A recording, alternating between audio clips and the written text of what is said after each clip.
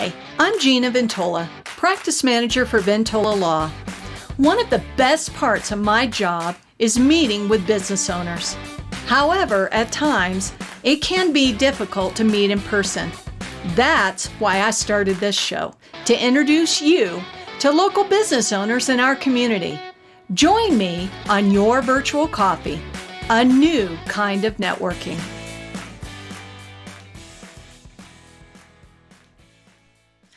Hey everybody, welcome to Your Virtual Coffee, a web show that introduces you to great local businesses in the Denver metro area. I am so pumped for today's show. Today, my guest is Lauren Dartt. She is the Director of Marketing and Communication for the Tennyson Center for Children. The Tennyson Center serves children ages 0 through 18 through residential, day treatment, including school, and community-based therapeutic programs. The Tennyson Center is committed to providing excellent care to all who walk through their doors. And with that being said, Lauren, welcome to Your Virtual Coffee. Thank you so much, Gina. It's so nice to see you again. We met about a year ago, and here we are. Here we are. Yeah. So, Lauren, we kind of like to hang out with people we like, know, and trust, or do business with people we like, know, and trust. Absolutely. So, can we get to know you a little bit? Sure. Okay. So, are you originally from here? I am. I feel like that's not common anymore, but I am from Colorado, born and raised. I have actually never lived outside of Colorado. So I grew up in Littleton and then spent a decade in Boulder, going to college and then just living the life up in Boulder, and then moved down to Denver metro area when I started having kiddos. And now I am actually living very close to Tennyson Center. I'm in the Berkeley part of Tennyson, and it's wonderful. So, being a native Coloradan, what are your hobbies? You know, it's a little embarrassing, Gina. I grew up fishing and hiking and camping and skiing, and now I really don't do any of that stuff. So I do love hiking. My kids are still pretty small, so we don't do any major hikes, and I'm still sort of wading into the waters of camping with them. But I honestly, the city has changed so much since I was small that I really enjoy walking around the city, biking around the city, and just exploring all the new businesses, all the new neighborhoods. Denver's gotten a lot more diverse, and it's very exciting. So, and I'm very, very extroverted. So really spending time in crowds and whatever that looks like, right? Like seeing live music, all of that is fun for me. Would you share a little bit about the Tennyson Center for Children? Sure. So Tennyson Center for Children started in 1904 as an orphanage. Not really a term that we use anymore, but that was the case back then. And really interesting and kind of sad piece of history is that kiddos who arrived at Tennyson Center when it was an orphanage were coming through the country on orphan trains. So typically coming from the East Coast, from families who, for whatever reason, decided to give up their kiddos and they had nowhere to go. So there were facilities like Tennyson that were really largely run by churches. So Tennyson started in Loveland in 1904. It was supported by a big network of churches in the Disciples of Christ kind of faith group, and it was run by nuns. So shortly thereafter, Tennyson moved down to Denver. So I think that you've been to our campus and even done our volunteer training. So that campus has been there in the cottages where the kiddos live for quite some time. And at some point, when foster care in the States became a thing, we sort of transitioned into a stop for kiddos who were coming through the child welfare system. So no longer just kids who would never have families, but sometimes we were placing them with foster families. So that's sort of the rough history. And today we still do have a residential facility, which you've seen, and it's here in Denver. It's very near to Sloan's Lake in the West Highlands neighborhood. And we also have community-based services, as you mentioned, where we go into homes and support families that way. So we go out into communities, we go into homes and really connect families with resources and support that they need before they get to the point of falling apart or falling into crisis where a kiddo might be removed from the home. So those are our main, that's mainly what we do today. We also have an accredited school, as you mentioned, on our campus, and it's therapeutic in nature. So a little different from a typical public school. There's a 4-to-1 staff to student ratio. 4-to-1. Yeah, I got that math right. That's incredible. It really is. And it's, you know, a lot of the kiddos who come to our school are similar to our residential kids where they've got really significant trauma, and the public school system simply doesn't have the funding to support what they need in their learning process. So I love all the services that Tennyson Center offers children and families. How does your organization partner with local businesses? That's a great question. We partner with a lot of local businesses, and really it's the beauty, and it's kind of it's a little bittersweet, right? The beauty of our mission at Tennyson is that we're really building a world where no kid is abused, and that's a very easy mission to get behind. So because of that, we have quite a diversity of partners. So ideally, when we partner with local businesses, it's a long-term engagement. We really like when folks come in and do our volunteer training like you have done, when they take our tour, when they spend some time getting to know really the kids' backgrounds. Because again, a lot of them have suffered pretty significant neglect and abuse. 91% of the kids on our campus have been severely abused. So we like when businesses really get to know the kids' stories and find ways to come onto our campus or go out into the community and engage. So for example, we have a great partnership with Amp the Cause and Wells Fargo, where they come year over year and they help us with our Operation Santa project, where we get a lot of gifts donated for Christmas and the kiddos can shop for their family members. They bring in a magician every year around Christmas, and Wells Fargo also spends a few days on site every year helping with our garden, helping with some maintenance, and they also offer us some pretty significant donations and grants. But what we love about that type of partnership is that the kiddos get to know these businesses and really get to know that there are people outside of our staff and outside the agency who really care about them and will keep showing up for them.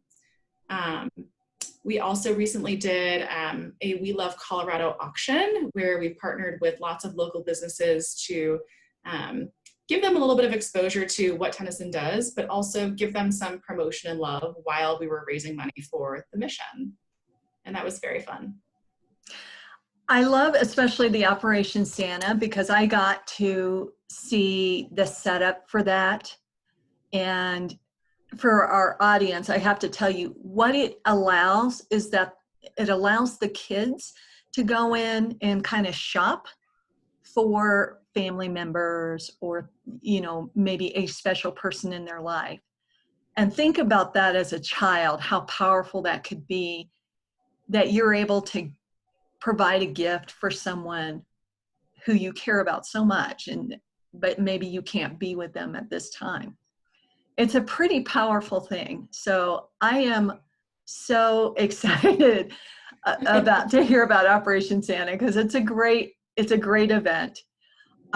Speaking of events, do you have any that are upcoming? We do. So we have a gala coming up.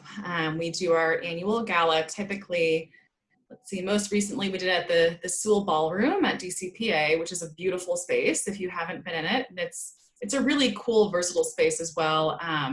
Last year's gala, the theme was backyard ball at the Denver dinner. And we had giant pinwheels, we had giant Jenga games, we had a s'more station, we had adult lemonade, and we had this beautiful elevated stage covered with greenery where our band was playing. So the annual gala is really fun. That's the one that we have coming up, and we really like to make that night about telling the kids stories and giving them a voice. And always our goal with something like the gala and sharing about the kids is to to touch people's hearts, but not to break them, right? Like these kids have really tough backgrounds, but we always want to highlight and uplift their strength. And that's what this event does. So we had a bunch of new people attend last year, which was incredible, and have gotten some great volunteers and partners out of that, but that will be coming up this October.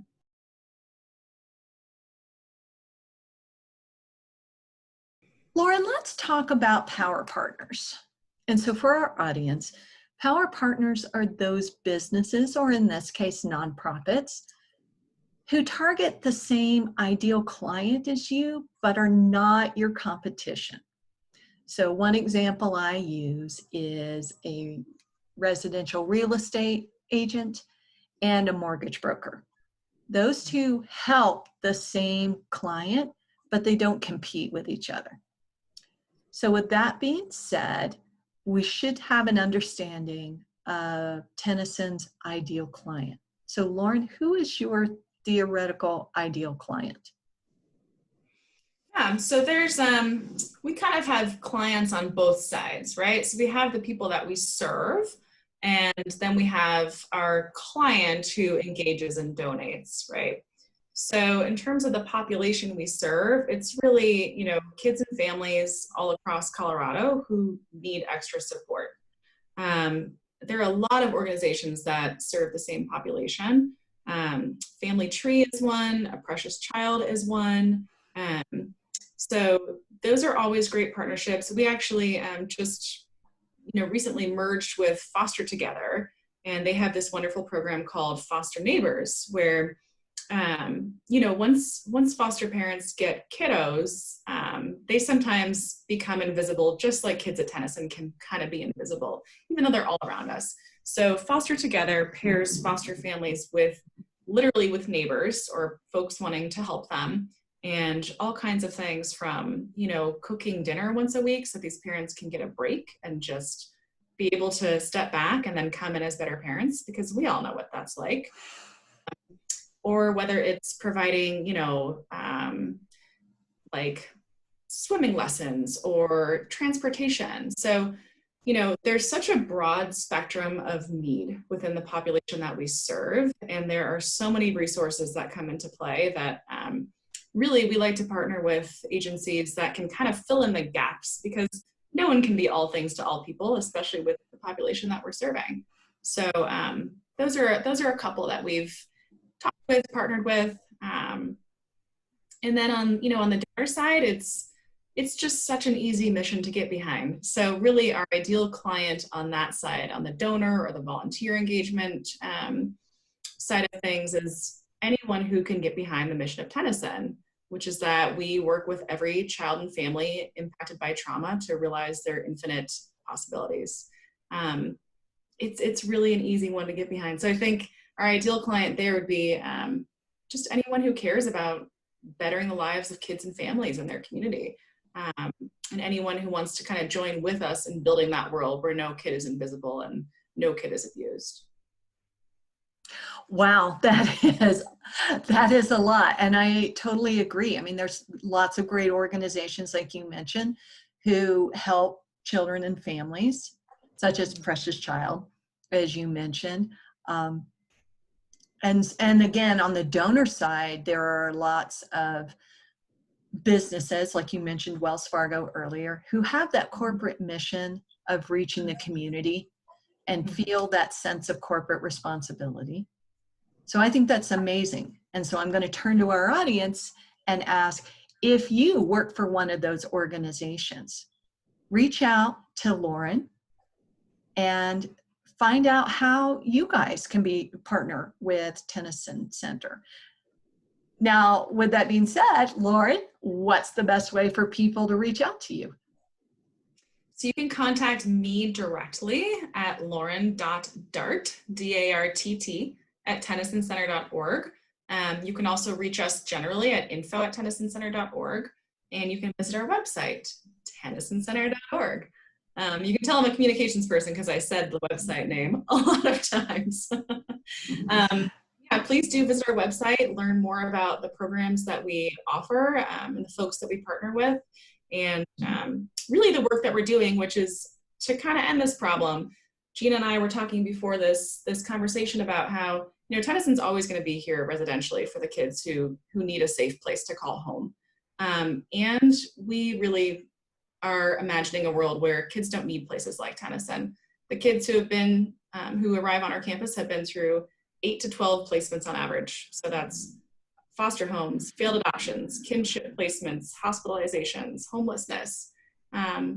We had a little girl recently, age 9, who had been through 17 different placements. No one wants that. So yes, if you visit our website, you can learn a lot more about how we are really pivoting and partnering with all kinds of agencies, from corporate to human services and child welfare leaders across the country to really turn this around and stop the kind of flow of kids into these situations. And we'll include slides at the end of this that will have your contact information. So we'll duplicate it, based upon the information you provided, Lauren. Any last thoughts? No, thanks again so much, Gina. It's always nice to chat with you and, to speak with someone who really cares about the kids and families we work with. So thank you so much for having me. Oh, not at all. No problem at all. I did want to go back just so we reiterated as far as upcoming events. So you have, is it your gala? Yes, our annual gala, and this year, 2020, is going to be on October 17th. You got it. You heard it, audience, October 17th. So sign up, check out Tennyson Home, go to their website. They do amazing things. And I keep saying Tennyson Home because it's stuck in my brain. It's actually Tennyson Center. Lauren, thank you so much for joining me today. I really appreciate it. Audience, thank you so much for joining us today on Your Virtual Coffee. We could not do this show without you. Thank you for watching. Be sure to subscribe to our YouTube channel and have a great day. Thanks, Gina.